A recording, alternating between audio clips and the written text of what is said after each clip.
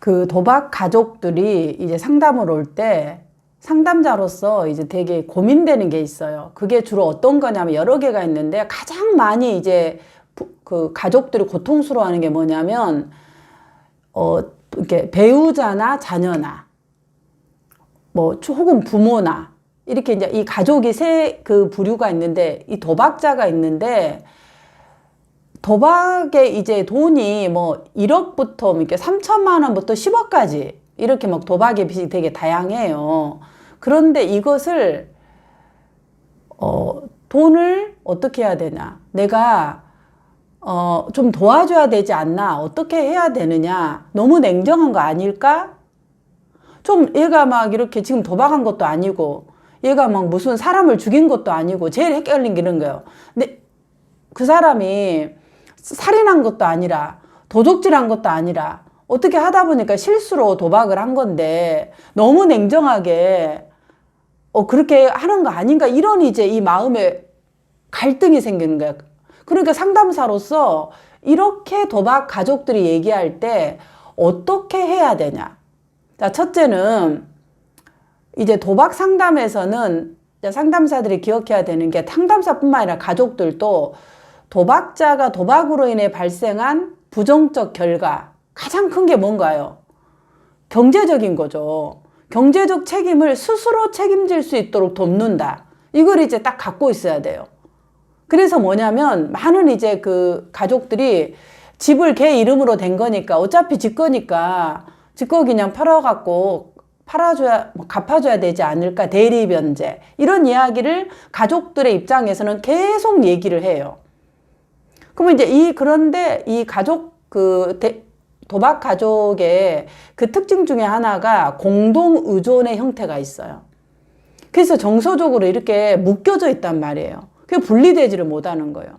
사실은 그가 빚을 지었으면 그가 갚아야 되는 거예요. 근데 이제 이거를 너무 냉정하지 않을까. 제가 저렇게 고생하고 밥도 못 먹고 지금 일을 안 하는 것도 아니라 돈을 갚아고 이자만 내고 있는데 어느 천년에 저것을 갚냐 이렇게 생각해요. 차라리 우리가 갚아줘 버리고 그래야 빨리 빚을 갚지 않는가. 합리적으로 생각하면 맞아요. 그런데 대리변제를 금지하고 있다는 거예요. 그리고 이 가족들에게 그러니까 가족 중에 한 명이 특히 이제 어머니 모친들이 아빠 몰래 돈을 빌려갖고는 갚아주고 그 다음에 안 갚아줬다고 그러고 이게 서로 가족들끼리 거짓말을 하는 거예요. 그리고 숨기고 변명하고 이제 이런 부분들이 그 도박 가족 중 안에서 일어나요. 그러니까 그런 것들을 금지한다 그래요. 그거를 이제 먼저 상담자가 알고 있어야 돼요. 그래서 이제 상담을 이렇게 쭉 보면은 뭐라고 하냐면 상담자가 이렇게 얘기하는 상담자들이 많아요. 글쎄 뭐 열심히 일도 하고 직장도 다니고 이러니까 그 정도는 조금 유연하게 해도 되지 않을까 생각합니다. 제 생각에는 이렇게 상담자가 얘기를 해버려요. 그러면은 도박자의 가족들은 교육을 받을 때 대리변제를 하지 마라. 절대 돈을 갚아주지 마라고 교육을 받아요. 근데 이제 상담자가 그 정도는 약간 서로 조금 돕는 것도 한 방법이지 않을까요? 이렇게 이제 만약에 상담을 했다면 어떻게 될까요? 혼란스러운 거야. 아, 그렇지. 우리 상담자가 약간 유연성 있게 해줘도 된다고 하더라. 이렇게 얘기를 하면은 그것이 이제 이 가족 갈등의 하나의 빌미가 제공될 수가 있습니다. 그래서 그런 변제에 대한 부분은 보통 도박 맞아요. 이제 그렇게 고민을 할 때 상담사 입장에서는 공감을 해야 되겠죠. 맞습니다. 당연히 부모님 입장에서는 가족의 입장에서는 갚아주고 그 마음을 해서 그 늪에서 빨리 빼내고 싶은 마음이 정말 크실 것 같아요. 공감은 무조건 해주는 거죠. 그러나 도박에서는 이 습성을 끊는 것들이 굉장히 악순환돼서 쉽지 않다고 합니다. 그래서 대리변제는 금지한다고 우리가 도박 상담을 할 때는 서로가 그것이 가장 좋은 효과를 낳는다고 이야기를 하고 있습니다. 이렇게 이제 연구가 결과된 부분들을 이렇게 알려주는 것도 한 방법이에요. 상담자가 그런 것도 한 방법이 될 수 있겠다. 약간의 뭐 집을 팔아갖고 집 거니까 그것도 한 방법이지 않겠습니까? 이런 말을 하면 안 된다는 거야. 그런 말을. 그래서 이제 이런 부분을 하나 굉장히 그 뭐라 그럴까 기억하는 것이 필요하다. 그 다음에 어떤 부분이 이제 또 필요하냐 그러면은 그 가족들이 이제 서로가 몰래 돈을 갚아주고 그 다음에 숨기고 변명하는 거예요. 계속 그런 것들을 하고 있다 그러면 상담자가 이제 그걸 하지 말라고 얘기하는 것은 내담자한테 도움이 안 돼요. 그러니까 만약에 그런 이제 사이클의 가족 체계가 나타난다면 그걸 물어봐야 되겠죠.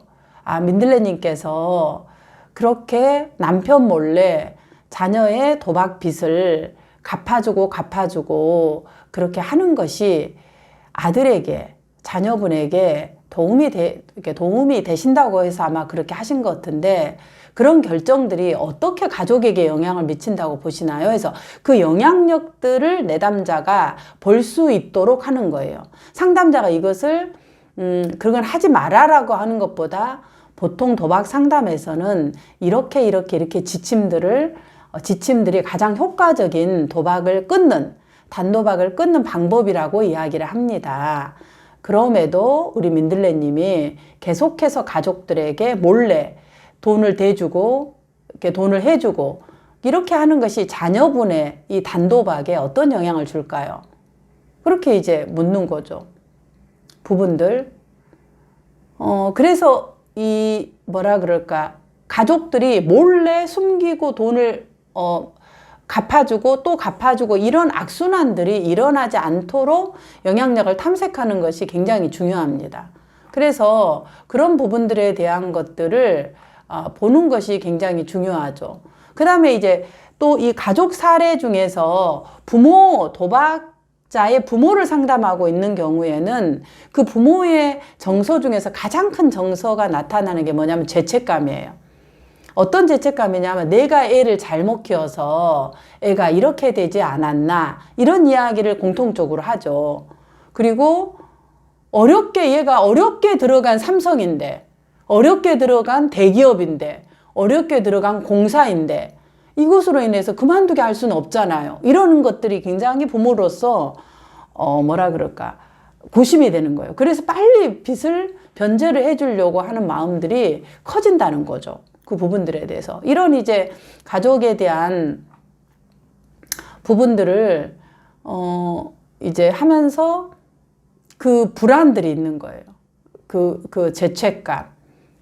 그리고 이제 또 어떤 부분이 있냐 그러면 이 사람이 안 한다고 하는데 혹시나 또 나 몰래 다른 곳에서 도박을 하지 않을까 이런 불안감들이 이 도박 가족들의 안에서는 굉장히 크게 나타나고 있다라는 거죠. 그런 감정들이.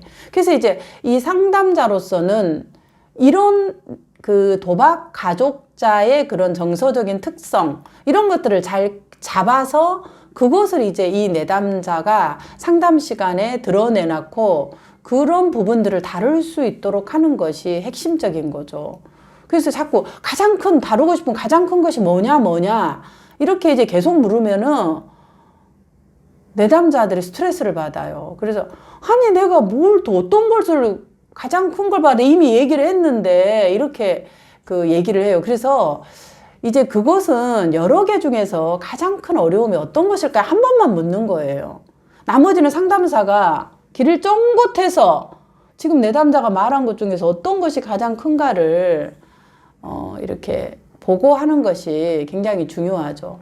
그러면 이제 죄책감의 이야기를 내담자가 할 때는 민들레님께서 그런 내가 아이를 잘못 키웠나 이런 죄책감이 드는 것이 되게 괴로우실 것 같아요. 첫째, 공감. 자, 두 번째.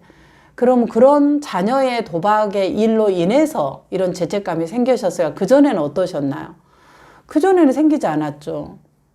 애가 왜 이렇게 조절이 안 됐을까? 내가 왜 얘가 도박을 5억을 할 때까지 그걸 몰랐을까? 이제 이렇게 하면서 부모들이 자기로 이제 문제를 귀인하는 거죠. 그래서 그 문제에 대한 이 부분들이 이 부모가 아이를 잘못 키워서 한 것이 아니다. 그런데 이제 가족 중에서 대부분 배우자가 이제 특히 이제 아빠가 그 아내한테 그러는 거죠. 그러니까 엄마한테.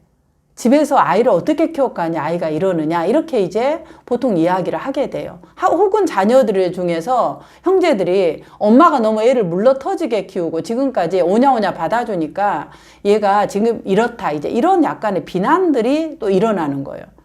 그래서 그런 부분들에 대한 가족들에 대한 부분들을 이제 지금 그 접수 면접을 할 때 이런 특징들을 잘 뭐라 그럴까 알고 있어야 되는 거죠. 그럼 우리가 이제 이렇게 알고 그 다음 하는 건 뭐냐면 욕구를 하는 거야. 그럼 지금 우리 민들레님이 가장 지금 이 상황에서 어떤 거를 조금 원하세요? 내가 조금 이 마음이 좀 편해지기를 원하는지, 뭐 어떤 상태를 원하는지 욕구를 좀 파악하는 것이 굉장히 필요하죠. 초기 이 접수 면접이라는 것은 결국 내담자의 문제를 사정하는 거잖아. 평가하는 거고 그 면담을 통해서. 그렇기 때문에 면담을 통해서 그런 것들이 나오기 때문에 이제 이 내담자가 원하는 그런 욕구가 뭔가 이런 부분들을 파악하는 것이 굉장히 중요하리라고 봅니다. 그래서 만약에 아까 앞에서 말한 죄책감, 뭐 불안감, 혹은 뭐 분노가 될 수도 있어요. 아니 내가 세상에 뭐 하나 해주라 할 때는 그렇게 돈 없다고 나를 아주 그냥 족쇄 채우듯이 그러면서 돈을 몇 천도 아니라 몇 억을 그렇게 돈을 썼단 말이에요. 이러면서 막 분노가 일어날 수도 있어요. 그래서 이제 이 가족들이 갖고 있는 그 감정이 죄책감이나 불안이냐 분노냐 어떤 것이냐 또 뭐 우울에 걸릴 수도 있죠. 그래서 이제 그런 감정 중에서 어떤 감정 중에 지금 현재 있나 이런 것들을 확인하는 것이 상담자로서 그 사정하는 데 굉장히 중요한 그런 부분이라고 보아집니다. 그리고 이제 나머지는 내담자하고 이야기를 해 나가면서 이야기들이 확장되어지고 또 그 공간 안에 내담자가 몰랐던 것들을 이야기를 해 나갈 수 있는 그런 이제 이야기 보따리를 푸는 것이 더 필요하리라고 봅니다. 네.